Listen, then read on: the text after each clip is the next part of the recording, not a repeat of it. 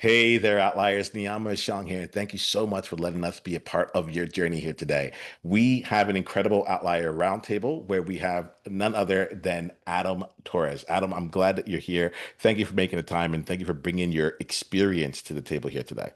Niiamah, man, been waiting for this for a while. I'm excited. Let's have some fun, man. Yeah, let's definitely do it. Well, Adam, I would love for Outliers to get a chance to get to know you. Do you mind letting us Mhm. know more about you and the game you're currently playing? My game, I like that you say game because I do look at podcasting as a sport. I've been on this journey now going on about, solid 7 years specifically podcasting, and I've done over 6,000 interviews. I'll do 1,500 interviews plus this year. So I put out 40 years of content every year. And so why do I do that? I'll tell you why. My personal mission, like for myself, is it is like a sport. It's a thing where I go in every single day. I'm shooting, jump shots. I'm shooting layups. I'm shooting 3 pointers. Different interviews or different skill sets. I'm trying to get better as a host. That's the personal side of my craft. The professional side, and I'd say the macro or the broader aim and goal in the game I'm playing is I want to inspire other people to share their stories and to share their missions because I believe that as we all share, I didn't start off this way. I'll tell you that, Niiamah. Like I used to think, writing books, starting podcasts, like all that. Thought it was stupid, just to be honest. Like I was like, why would somebody do that? Why would they waste their time doing that? I was in finance for almost 14 years. I managed money. I'm managing millions of dollars. Why am I going to spend my time on a $5 book? Like I thought broke people wrote books and before everybody gets mad at me and whatever, that's what that was. I've evolved. I'm further along now. And now I understand that the power of a story has the power to change and uplift humanity. And it always has, and it's always done that.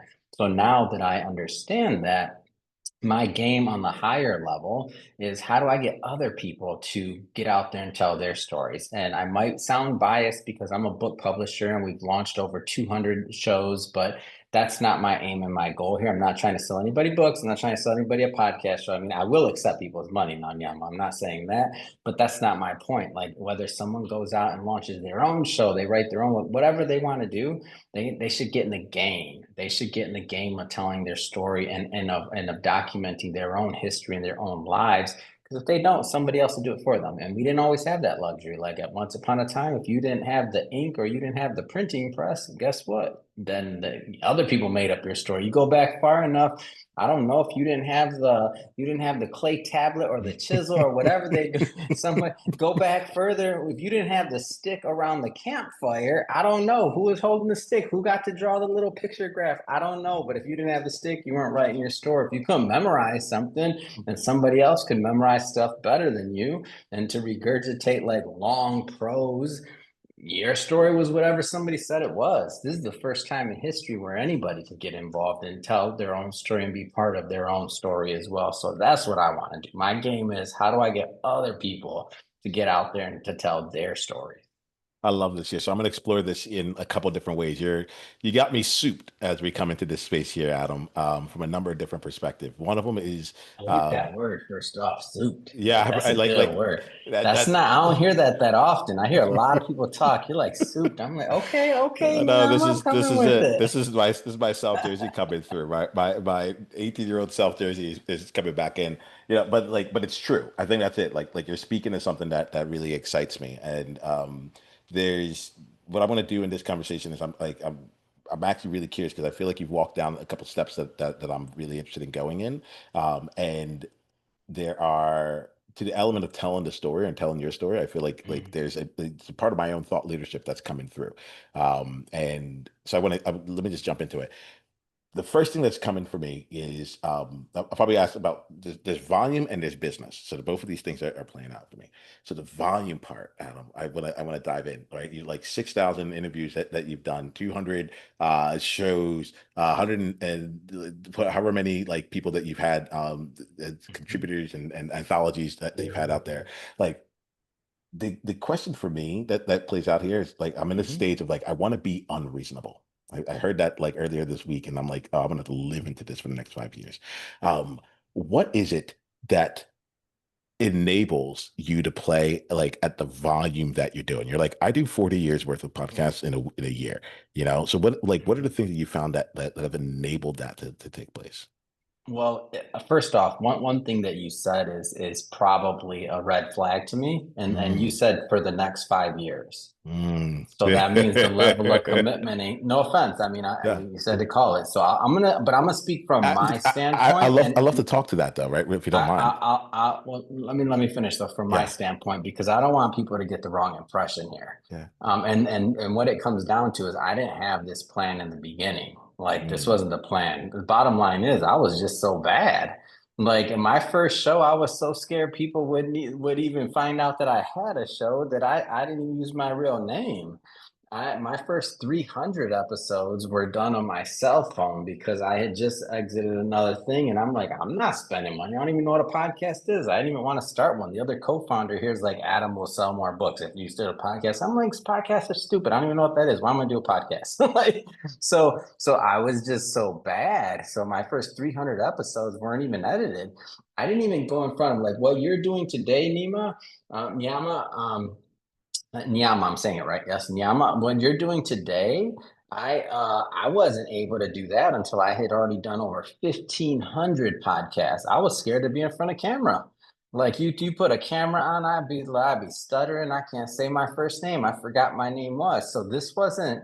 This is all God's plan. First off, like all this volume and all this stuff. Would I have ever imagined in a million years that we have over 30,000 applications to come on the show last year? No, this is all God. So first off, I can't even take credit for that. What I'm doing and what I am able to do, and this is where I believe you'll be able to, maybe in the audience will be able to take some lessons from it, is what I did was I created a plan from the beginning that didn't, it was, I burned the boats. Like I knew already that I studied the industry the same way when I was in finance. I studied, I read, let's call it anywhere between 7,000 and 10,000 pages to get my CFP, my Series 7, my Series 6, my Series 63, my insurance license. I took that same tenacity and learning and I applied it to now what I was going into, which is the entertainment business, specifically podcasting. And I studied the entire history of entertainment. And so when I did that, I came up with a number and I said, what do the greatest people that have ever done this business have in common? The Johnny Carsons, the Oprahs, the Larry Kings, they've all done over 30,000 episodes. Now, and then I looked back and said, okay, well, I don't have their talent. I suck, especially in the beginning. I'm like, I can't even hold a candle to what they did. And so then I said, all right, well, what advantage do I have? And this is the advantage that everybody has, you and everybody else listening, and it's called distribution. So back in try and find any interview that Oprah ever did. Guess what? You can't because it's in a vault somewhere. Some of them are erased. You go far back enough, like a Johnny Carson, and they used to like tape over the old tapes to save money. So technically speaking, everybody that starts a podcast has a distribution advantage over everybody that's ever done this business before, even if you start a podcast today.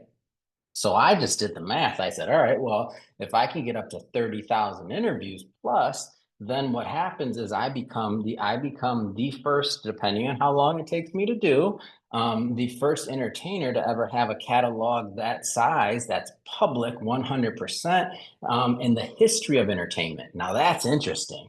That's like Kobe saying, how is he going to be better than Michael? Like, what can he do? How long can he stay in the gym? What drills? What practice? So I'm playing a different game to do that type of volume. So then now I know what the game is. Now it becomes how do I design a lifestyle?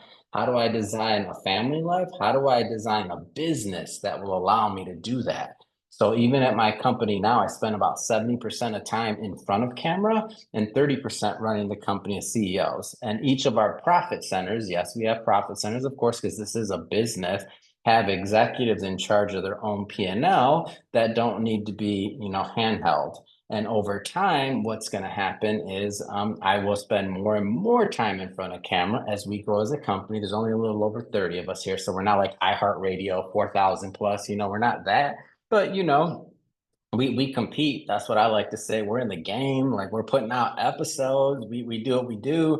We're still at the, I cover some of the biggest conferences in the world, like the Milk and Global Conference in Beverly Hills. And it's like Bloomberg, Yahoo Finance, and little baby Mission Matters. Hey, I'm in the house. Like, so I'm next to the big boys too, and we compete. That's how what I like to say. So at least I'm on the same court playing. So when you talk about volume, and so now this is where I'm gonna go back to what you said in terms of like the 5 year thing, and maybe I read too far into it, but me personally, I said that's what I do for the rest of my life. Like that's like when you look at Jay Leno and the Tonight Show, like what do you do? He says, I tell jokes on the Tonight Show. Like that's what he does, period. There's nothing else. That's what he's doing. Like there's nothing else. So for myself, everything was designed for that like supreme focus to play a game that I know there's somebody else out there. I hope this inspires somebody else out there to be like, nah, Adam, I got you. I'm coming for your record. Do it. I want you to. I want you to be better than me. That's the point of me coming on these shows. I want is to guest is because I want other people to be inspired to understand the opportunity because this is the gold mine. Niiamah, this is the one time in your life when we will all know the future. And here's the future right now to how much money is available in this business. 150 million YouTube channels in the world, plus give or take on where you get your data. There's only 4 million podcasts. You know what's going to happen in the next 5, 10, 20, 30 years? Who cares? There's going to be 100 million plus podcasts. There's a lot of reasons for that. And there's a lot of reasons why the technology is finally there. If we talk about things like ad attribution and a bunch of other reasons for that. So you know the future. If you knew, we're basically in like month 6 of YouTube right now. If you knew what YouTube was going to be, 20 plus years later, would everybody have been doing a dang YouTube channel and had a video? I'd be the first one. Like, you call me, I'm be doing a video. Like, what you doing? I don't know, but I'm putting up a video. I don't know. But I know where this thing's going and I'm gonna figure it out. That's where we're at with podcasts. You literally know the future right now, and people are gonna create generational wealth from doing what you're doing right now. Having a conversation with somebody on Zoom, recording it, editing it, uploading it. This generational wealth element is like it's really striking me. Firstly, thank you for calling in the unreasonableness 5 year thing. Um, I like I love this. Like I had set out a 25 year mission with this year. But I like this component of like the it's longer, right? Not only in this Can I conversation. give you one more on that, Niiamah? Just because Yeah, you said it, it'll be quick, yeah, I promise. yeah, So here's one for you to think about.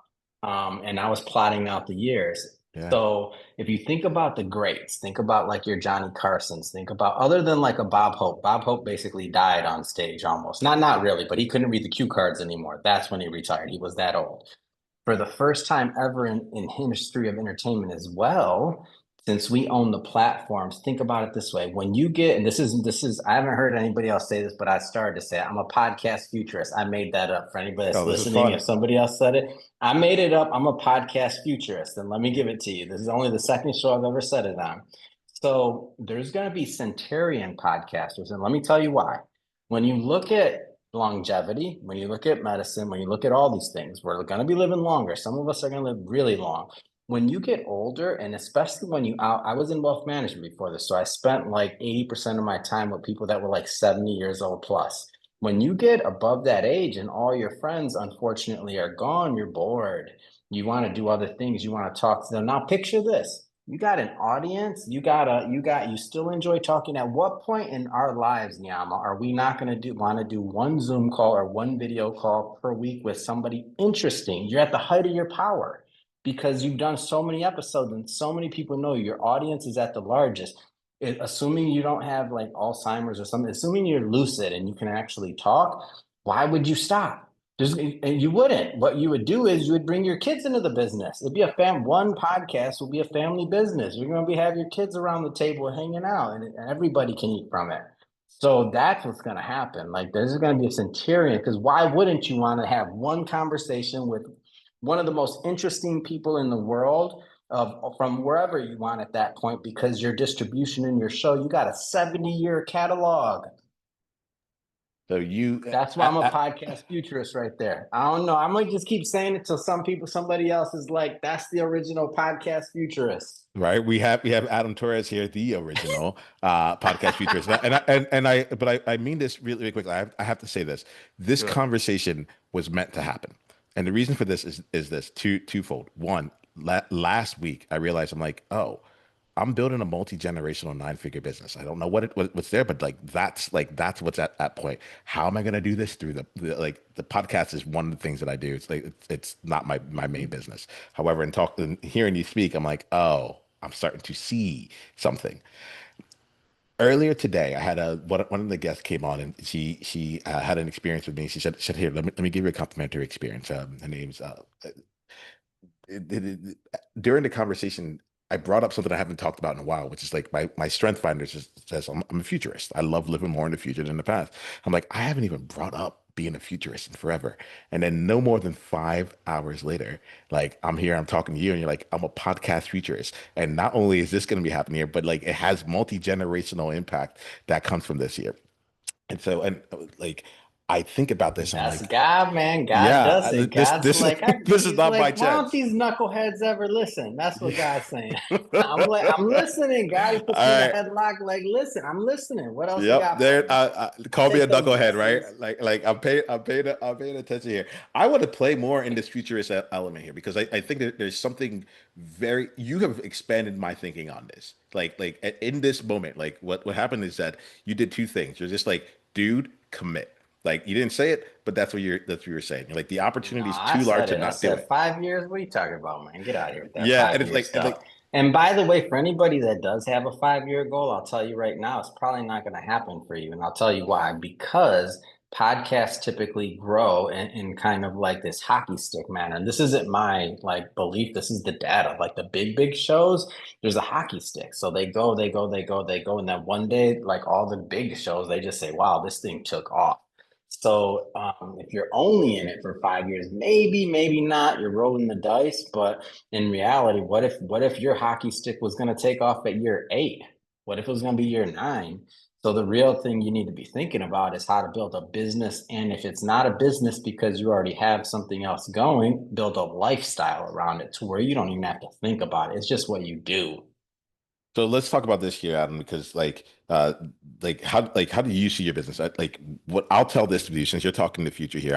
I'll share a bit of where I see this going for me, right? I see this being like a podcast network at some point where I'm meeting a bunch of people here. Like there's things that can grow from all this, right? And I have I like we it's fun talking to you because I'm like, oh yeah, I've done hundreds of these like panels conversations so far, and like that, like in my world, that feels like a lot, right? And I'm like, and the reason I wanted to stay on the volumes, I'm like, this is not actually a lot. It's just that most people respond to it as a lot. So when you said I've already done 6,000 interviews, I was like, here goes someone who gets how much room that there is, and I like, and even when you called into 5 years, I'm like, yeah, I really don't need to like preface with that at all. Like I'm unreasonable, like now and forever. Like, gotcha, And so I think I'm really curious about you started this 7 years ago, right?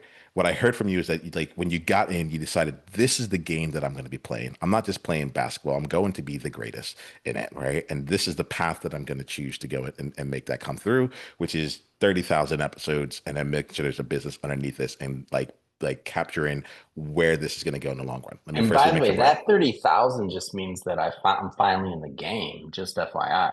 That means I'm just finally in the game. If you think about Johnny Carson, 30 years on TV, like that was just while he was on TV. So if you take it from an entertainment aspect, if you take it as a real actual entertainer and not somebody that's just playing around, it's a career. Comedians, the best comedians we've ever seen, they're 30 years before they're freaking at the top of their game. Steve Harvey, come on, man. Like that's like he's at the top of his game and he's still like these guys are killing it. The Waynes, name a Wayne's brother, or name a Wayne's in the family that's been doing it from the beginning. They're the greatest.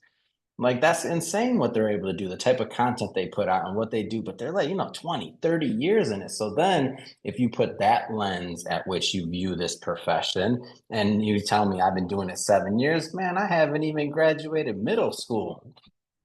There's a really lovely perspective that just keeps coming in, which is recognizing that the game is so much larger than you and so much longer than you. And there's what also happens, Adam, with that is uh, you've changed the horizon, right? You change the horizon. So there's a real part of me that's like, of course you haven't gotten to XYZ result yet. You're still in elementary school around this year, Yep. like, yep, you just got out of diapers around this stuff. And you And it's think that you're like, insane to see yeah. how, like, next year we already have some things and some series and other things. Like, I would have never thought I was this far at this point. I'm like, what? Some of the opportunities, like, I got a series coming up in Africa and Saudi Arabia. I cover the biggest conferences in the world. I'll be interviewing African presidents next year in 2026 on the calendar. Like, that's insane.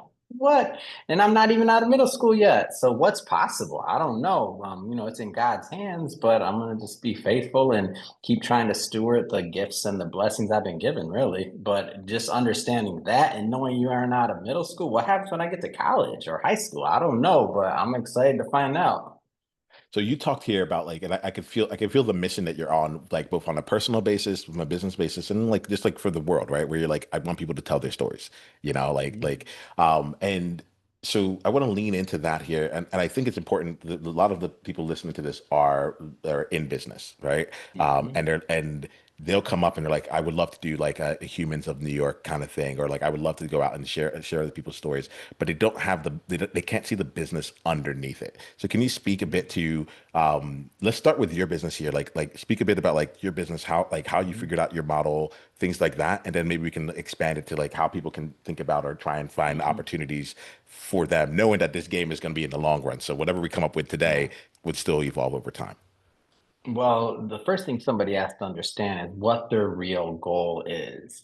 If your goal is to just have a good hobby, that's okay. If your goal is to make some extra money, that's okay. If your goal is to supplement your branding for your core business, that's okay. Like, all these things are okay, but you don't want to like listen to some things that I'm saying or somebody else that's an actual. There's a difference between a person that's going up there for like open mic and then Jerry Seinfeld, who kept every single like joke he's ever written, and you could talk to him on the street, and he could tell you what joke he wrote in 1970 something, and where this, that, that.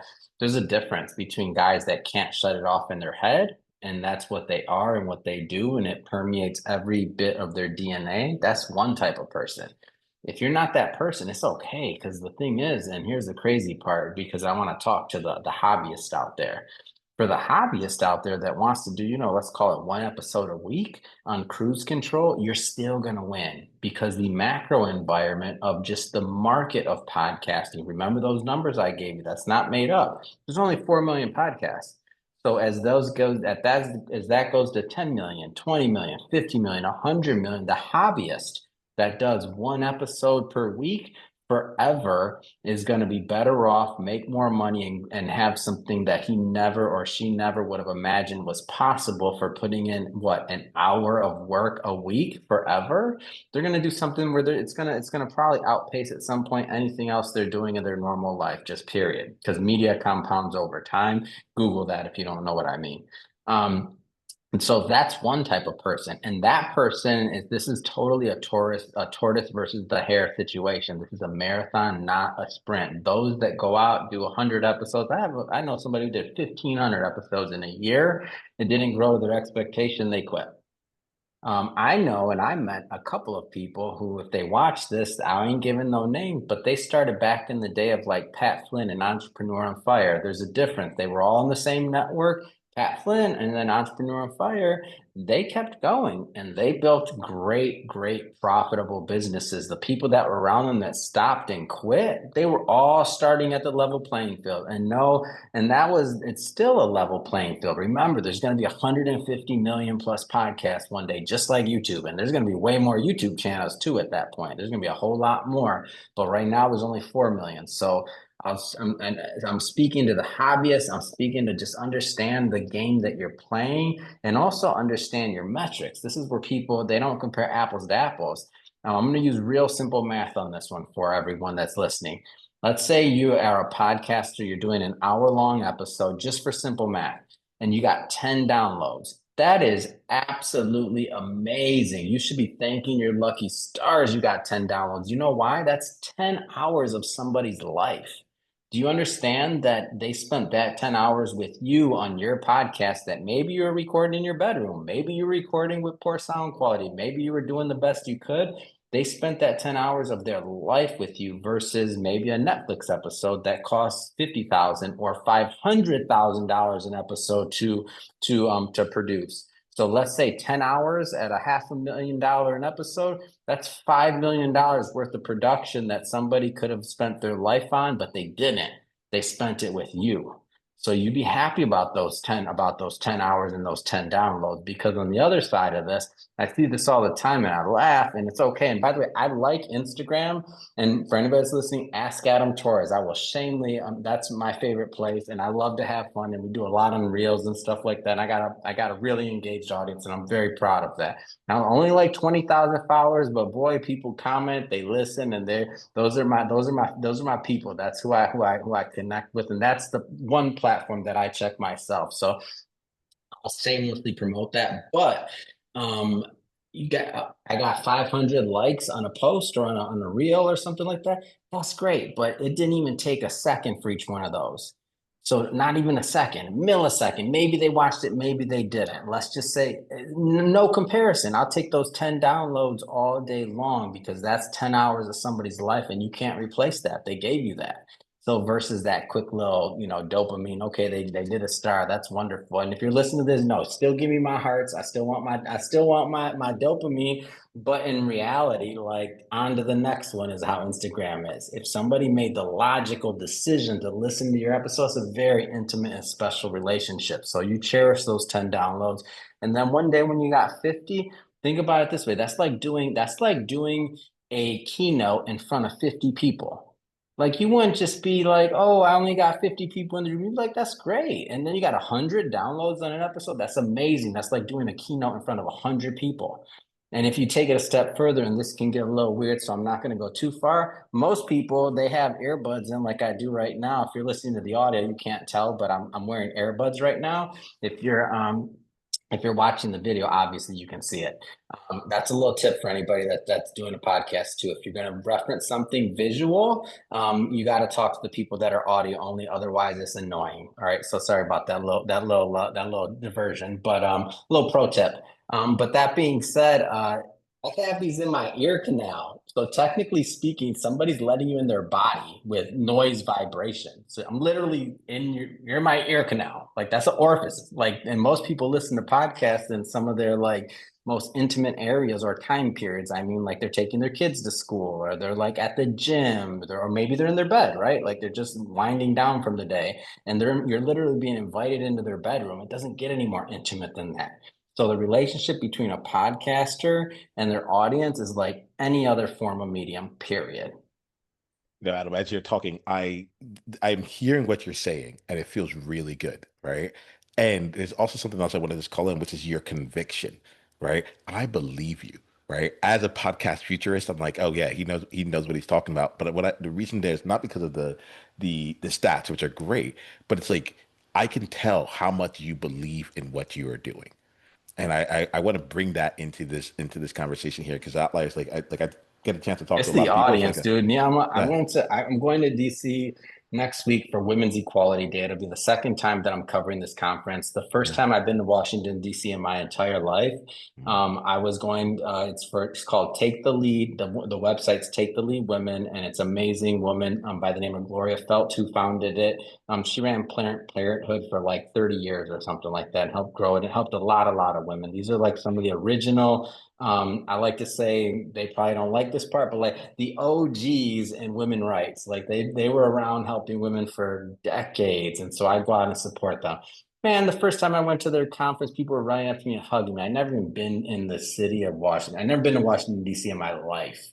So I've just been doing this a little longer, and I'm not scared to go out and meet the people. So what happens is I get the love. The conviction comes from them, not me. When somebody runs up to you and gives you a hug and this and that, like they're your mother, or you're like, you know what I mean? You're like, whoa, it's different. It's just a different. And you're like, wow, and people invite all around the world and they're just really nice people and you help people and they'll tell you specific ways that you help them and things and how they show how they listen to you and why they listen to you. And you know who your real fans are when you do that. So the conviction comes just because I've seen it. And like I said, I'm in middle school right now. I'm like, holy smokes, this is cool. that you can help this many people, right? There's a real element of this here because you're like what's happening in real time is that you're messing with my thinking in real time, and I love it because most of the questions I have for you, the moment that I go back to, oh, but like like I'm still doing this when I'm 100 years old, like that question just like dissipates into nothing, right? We get to actually go ahead and play. So what am I curious about right now? Uh, I'm curious. Let's take this over now from the podcast in the world here. My biggest thing here. Let's just have before I go over to I want to go to the publishing in just a little bit. But before I go there, I want us to talk directly to any outlier um, that has their story to tell. And let's say for this part of the conversation, we'll say it through the lens of the podcast, right? Who's on the fence, who has it. The number of people I reach out to of that 1.4 million, there's a certain Mhm. percentage of them that are actually active, and a lot of them have gone dormant, similar to 150 million YouTube Mhm. channels, right? What would you say to that person right now that is that's on that's either in the game right now? Let's say that, yeah, for the person who's gaining traction, or is in the game. What is the thing you want to say to that person? It's the marathon concept. That's it. Like once you understand that it's a marathon, it's just expectations. It's expectations. And this is for life. Like, and I'm not a life coach. I don't do life coaching. I'm not asking anything else like that. But if your expectation every time you went to Las Vegas was that you're gonna win, would you ever go again? No. If your I mean, for anything, if your expectation when you sat down to eat a meal tonight, dinner, that it was going to be the best meal of your life, it's you're going to be let down, period. So just adjust your expectations for reality. Like it's a marathon, period. If you adjust your expectations for reality, there's no pressure. Like I'll tell you guys. So when I was really early in this business, I had one of my mentors. He's one of those old school writers. I call him like he's an old dog. He was a writer. He wrote for like LAPD, Blue, and all these like old hit shows in Hollywood. He's an old guy. And I remember when I was in my head, because I thought I was a quote unquote creative in the beginning. I had ideas and all this stuff, which, okay, you're creative and you got the best idea in the world. I don't care, whatever. Then keep doing that. But he, um, he tells me, all right, I'm like, all right, I don't know if I'm doing this right. It's not growing. This is like probably year one, maybe year two of me doing this. And he's like, Adam. And I'm like, he's like, are you gonna be, better next week? I was like, yeah. He said, were you better? Are you gonna be better in a month? I was like, yeah. He said, what about a year? I said, yeah. He said, what about in 5 years? I said, yeah. About 10. He said, yeah. I said, yeah, I'm gonna be way better then. He's like, and he said, why? He says, because I said, well, I'm gonna do more interviews, I'm gonna keep working on it, like I'm gonna get better. And he's like, so present day Adam doesn't really have the right to judge future Adam or his success. Like what you need to do is just be in the moment and keep working on your craft. Like, so if people think like that, then there should be no rhyme or reason why they should ever quit.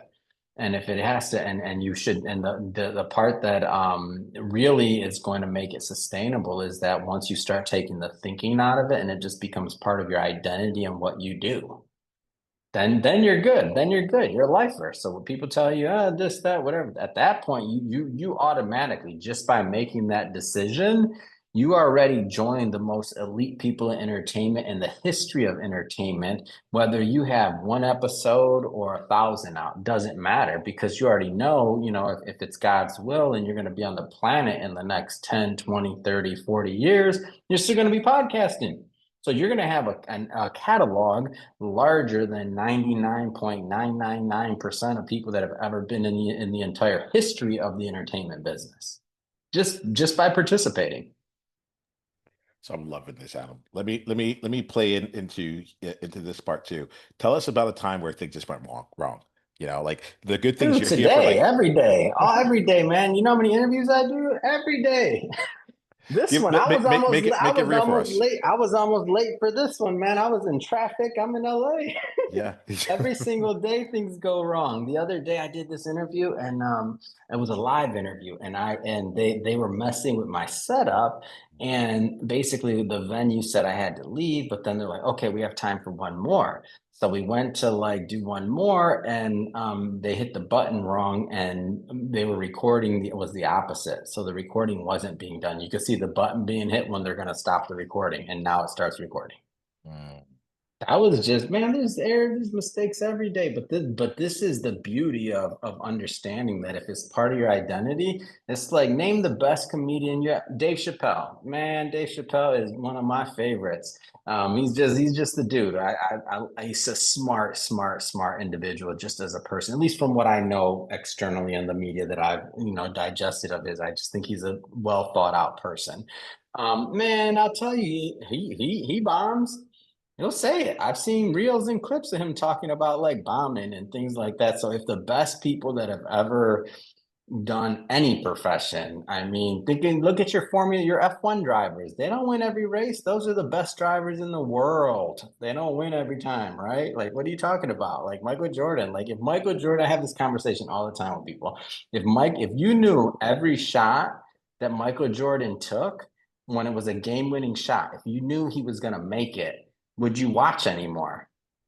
I wouldn't. You don't even know. You already know he's gonna make it. Like so, if you're listening to a show, maybe sometimes some of them are misses. Keeps your fans in there. I'm not saying intentionally do a bad job, but hey, we're human. Like so, you can't. It's just human nature. So my answer is that I give myself a lot of leeway. I'm trying hard, and when I mess up, I just admit it, and I'm like, man, sorry. Yeah, this is legit, Adam. Like because what I'm recognizing how the identity of a lifer like shifts everything, right? It's like and what I also hear is like what I hear you encouraging here and leaving room for is like you can be a lifer and the hobbyist. Like it doesn't have to take over your life to be a lifer, No, right? no. Like for you, like this is a thing. Like An you're hour a involved, you're week, invested. an hour a week. What are we talking about? An Yeah, hour a week to completely change depending on, I don't care how much money you have right now, an hour a week to add many, many zeros to your yeah. to your family's wealth over generations for 1 hour spent per week. And it's only because you happen to be born during this time period, you have that blessing because if you're able to, have a phone to be able to actually record an audio episode and upload it, not you don't have to have fancy Zoom like you do, Niiamah, or all these other softwares or all this. You can do it on your phone. I did my first 300 episodes on my phone. So if you're out there in a part of the world where maybe you're not even on a 5G phone, you have a 2G or 3G phone and something else like that, and you're working on a certain app or whatever, this is the leveler for you. This is the playing field. Everything's level for you there. Assuming you can download this app to listen to this, there's got to be an app for you on one of your stores somewhere in the world, on one of your app stores, whatever phone, your type of phone you're using, that's going to let you record some audio and upload it. And you're going to get to distribute that audio on platforms as amazing as Apple and Spotify, which is insane because it's not going to cost you anything. Maybe your hosting will, but there's free ones too. And if you don't, if you have the money, pay for hosting, you won't regret it. If you don't, use the free version and just get started and figure out the rest later, but just make the commitment that that's what you do. I think Adam, like I want you to speak a bit to the book publishing part of it. Mhm. Just so that outliers here get a sense of that here. But like, yeah, let's talk. Tell us a little bit about that side of your business as well. So the book side, first off, all of these different profit centers, they came from one thing. People ask me all the time, like, how do you monetize? How do you monetize? How you monetize is you listen to your audience.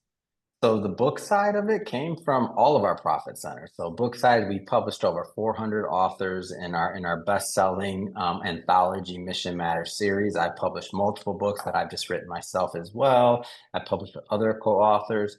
What it came down to originally was I put out this book myself. I was still a wealth manager at that time, and when I did, things started happening. At this point, I still don't understand why you share your story. So this is way back when. I'm like, that's silly. Why would anybody want to share their story? And now I'm a podcast futurist, self-proclaimed. But um, looking at that time, like things just started happening. I went on speaking tours as far away as China, and I'm like, what? They found me cold on LinkedIn, and people started hiring me and all this other stuff. And I'm like, what? You can get paid for this stuff? I didn't really think that was like a real thing, to be honest. I wasn't like marketing or smart in any of that stuff. I didn't have a big audience, none of that really. I was just out there doing my thing, just with a book as a business card, just handing it to people, literally handing it. I handed out thousands of books. Why? Because I wanted to invest their assets, right? Like everybody I met with, I handed a book. And just for a quick note, when people talk about promo and other things like that, I still do that. I still hand out books when I go places. And now for the podcast, I'm always looking at different ways to create things and to hand things out to people. So now, for those that are watching the video, you can see this. I'm holding up a poker chip. And on that poker chip, it has my podcast cover and show. And on the back, the simple QR code that goes to my show. So I hand out thousands of these. I was at an event earlier today. I hand out like 100 of them. They're about $1 a piece because I get the really nice ones. So 100 bucks handed out. Why? Because I'm doing promo. But looking at the book side, we people started asking me, why you know, can you help me publish a book? Is what it came down to. And I'm like, I'm a financial advisor. I don't know how to publish books. Did you see mine? It looks terrible. The graphic design is messed up. Or this, that. Like, you got bad taste if you want me to help you publish. But people kept coming. The audience kept coming, and people were asking me. So I'm like, all right, well, let me figure it out. Then I found out about the chicken soup for the soul model, and I was like, oh, let me do an anthology like that, but let me make it for entrepreneurs and executives. And so, you know, one thing led to another, and basically everybody that participated threw in a couple $1,000s so that we could actually get it professionally done. Like at this time, I didn't have a full company or all that stuff. And then it grew. It grew, and collaboration and a community built around it, and the shows built, and then that flywheel just kept going. And then over time, that led to launching our PR department, because while we were already doing PR for ourselves, then that led as well to during the pandemic, we didn't even launch shows for other people. That wasn't the plan. I used to travel a lot, and I would cover, and I do like, so I get paid to go to conferences and to, like, some people are speakers. I do speak and I get paid to get on stage, but I get paid also to go on podcasts at conferences live and to drive traffic for them, to create a bunch of marketing and video. And we have a production team, so we get paid for that part too. It's a big part of our business. But that during the pandemic kind of got killed because there were no conferences, right? So then that then led to, okay, you know, some people were coming on the show and they're like, hey, I'm bored at home. Like, I like what you're doing. Can you help me launch a show? And I'm like, no. Then I'm like, oh, wait a minute. We got bench time because I'm not doing as many episodes. So yeah, we can. So we took on our first couple clients, and now we're over 200 shows. I've been told, and I haven't checked the data on this, but I think we're approaching, if we haven't just crossed 250 shows that we've helped individuals launch.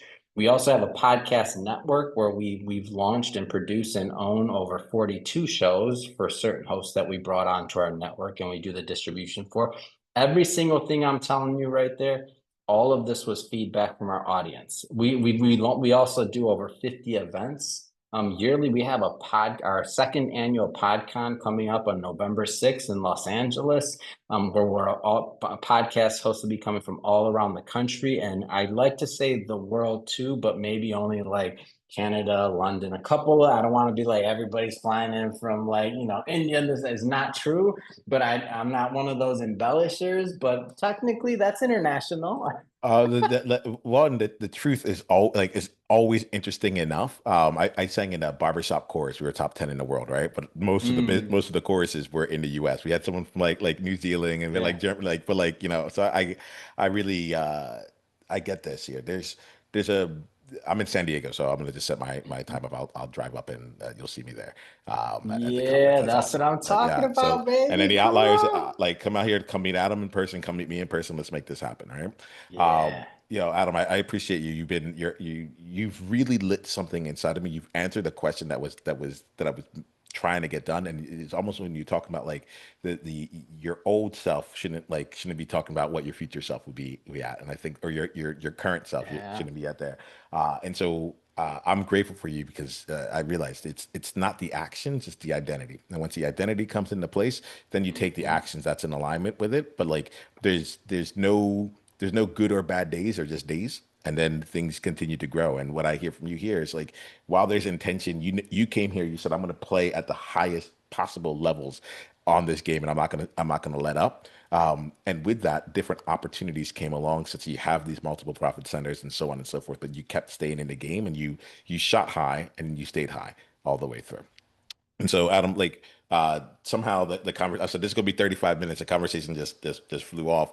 Oh, my And bad. so no. This is We're it. Like, podcasters, man. I We got the talk. OG podcast futurist with me right here. Like, I would have spent time on Come it. on, man. Uh, Podcast Futurist. Put that, hey, yeah, put that in your, can that be the episode title? You'll be the right, first one. Podcast Futurist, Adam right, Torres. Because right I gotta there. start telling people, put that in my headline. All right, Now I all gotta right. update my media kit. Who's around here listening? So we're gonna do two things. One, I'm gonna talk to you outliers. Outliers, any of you that are listening here, like, this is a fire conversation, and like the way that we do this is that I would love for you to share this out with your world. Let them know that this podcast is here. But I also believe that, like, that this podcast, there's probably someone in your world that really needed to hear it. Like, it has fundamentally changed me being a part of this conversation. And so my ask is that you go and share this episode with them with intention. I believe that, like, in a one person, one conversation at a time, I'm like, if this keeps reaching the right person as it needs to, like, this thing will grow and the right people will be able to start their things and so on and so forth. So go ahead, share it widely, but also share it with intention. That's my ask of you. It mean the world to me. All right. So, Adam, look, we're going to wrap up here. The way that we wrap up each conversation is with two things. One, we're going to let outliers know the best way that they can go deeper down the journey with you. And then the second thing here is for you to share an insight, something that you got from your time here on in this conversation. So, and if you didn't get anything, that's also fine. Like, I want to make sure we have room for that, but I want to make sure we get what insight you may have, if any. Okay.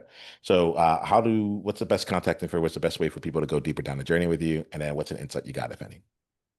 So ask Adam Torres on Instagram. I keep it real simple. There's a link tree on there if you want to see other content, anything else.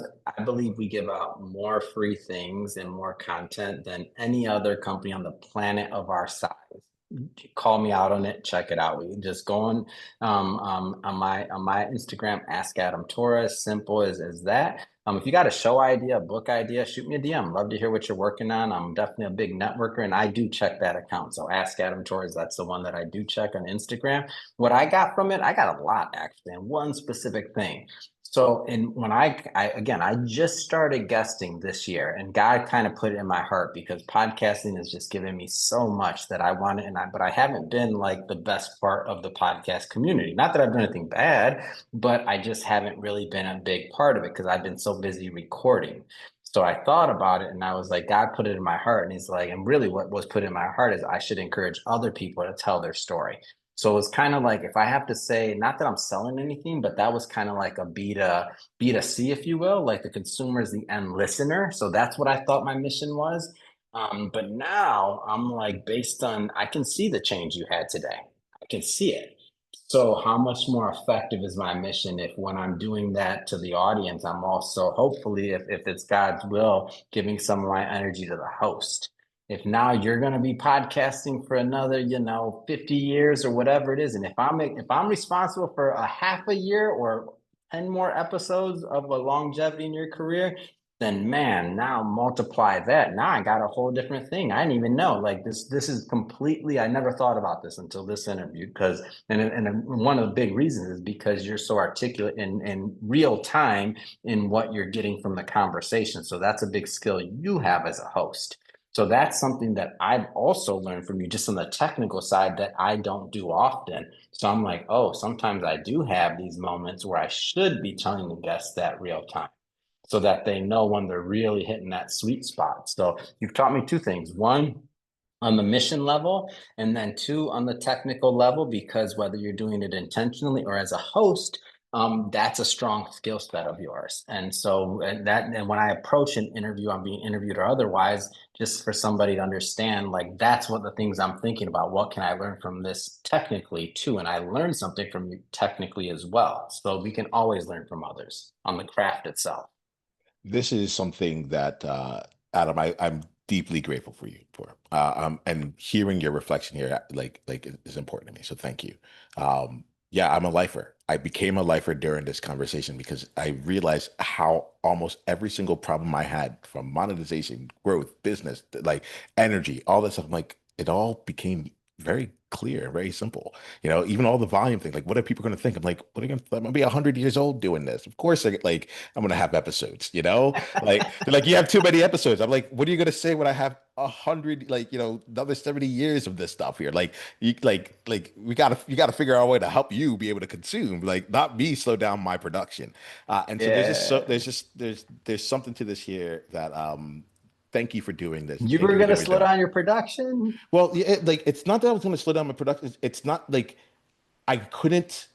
I saw this being something. I saw it being something different than it was. I saw it as being like, oh, this is a great way to like market, to get out into the world and go out and like meet new people and so Dude, I forth. gotta give you But one quick stat. I know we're going yeah, over one quick no, stat we're for you good. We're because this good. this we I didn't plan on doing all these episodes. We had like 70 or whatever, 70 plus in the can, and they were supposed to be released, but people were still scheduled to come on the show. And I'm like, what? You can't like, what are we gonna do? Say, okay, you come on the show and we're gonna release your episode next year or in 6 months or something. Like people are gonna be upset. So I'm like, I just tell my team one day, I'm like, just release them all. And they're like, what? And like, when? And I'm like, just release them all and we'll figure it out later. They're like, when? I said, today. And so let me tell you how God works. And you'll get this right now. Other people ain't gonna get this, but you'll get this. My per episode download went up. Huh. Think about that for a second. Now, I'm not saying this will happen for you. I'm not saying this is going to happen for everybody else. But on my show, my per episode download went up. So, what does that mean? That means that there was unlimited appetite, in my view. Number one, which, okay, you could argue against that. But what you can't argue against is this. On Instagram, if you release 70 posts in one day, what's going to happen? You're going to be shadow banned or spam or something else, and your reach is going to go to zero on podcasting. And I don't recommend anybody release 70 in a day. I'm just telling you my experience, just so you understand, like that's probably maxing it out. And I only did that on one particular day, but my maximum is 91 episodes in a week. That's my record. And I Wow. averaged 70 plus episodes for years. And I also and to this day now I call myself a part timer because I'm only doing like 40 to 50 episodes a week, so I'm kind of like a part timer now, getting a little soft in my old age here, Niiamah. But Your middle school age yeah, podcast. man, one day I might be down to like 35, 40 episodes instead of 40 to 50. I gotta stop being lazy. But here's the thing. This is the key. The algorithm doesn't control your show. You do. People Wow. still get push notifications to their phones, and podcast listeners they're very loyal. So like some people were sharing that with their friends. And one listener is possibly listening to the entire thing while they're at work for 8 hours straight. Yeah. Yeah. So that's where I'm not saying this is a strategy. I'm not saying anybody should I do this. get This it. was my individual experience, but I do know this, the algorithm doesn't control you going out to a conference or shaking hands and smiling and look at somebody in the eye and say, "Man, I'd love for you to listen to my podcast. Here goes my card. Let me know if I can do anything for you." Do that to 10,000 people and let's see how many downloads you have. This is special, man, because the other part that just came up, I was just like, we're a daily podcast, and I was like, I think we can bring it down to like 3 times a week, and then not like now you're like, yeah, Daily, I host 8 shows. What are you talking about? Because we don't want to put like all of them on one show because we got, come on, man, up your game. How much you talking thank about? you, Going Adam. down. That's like this is it. This is it. It's always that's the call to up your game. Oh, come on, man. Okay. All I right. got nothing else for you. Message I left it received. on the Message table, received. man. Message You received. good. All right. All right. The game is now like all right. I've been called in. Thank you. I got you. I You're received. welcome, man. You're welcome. Received. Yeah. Yeah. Whew. Outliers. But this year, this is the end of the beginning. Let's put it that way. I feel like with this one, I'm like, I think I might have just gone through like elementary like graduation here today. But it's time. I'm deeply appreciative, Adam. This is a game-changing conversation. All right. Thanks so much. Outliers. Until the next time we talk, be you on purpose. Journey on.